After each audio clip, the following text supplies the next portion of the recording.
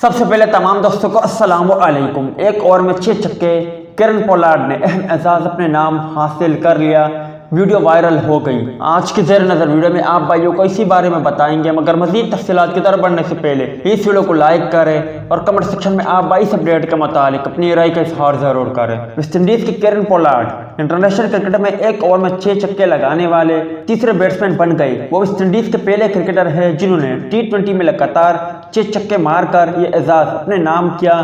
اس سے قبل جنوبی افریقہ کے ہٹرک اور بھارتی آل راؤنڈر یوراج سنگھ یہ کارنامہ سر انجام دے چکے ہیں۔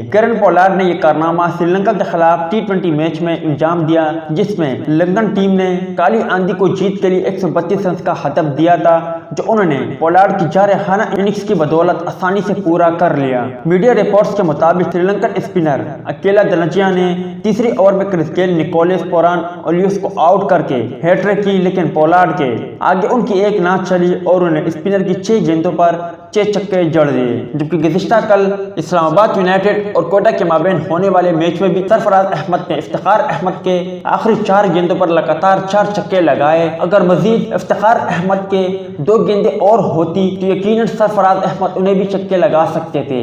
امید ہے دوستوں کہ آج کی مختصر ویڈیو بھی آپ بھائیوں کو پسند آئی ہوگی۔ ملتے ہیں کسی نیکسٹ ویڈیو میں، تب تک کے لیے اجازت دیجیے، اللہ حافظ۔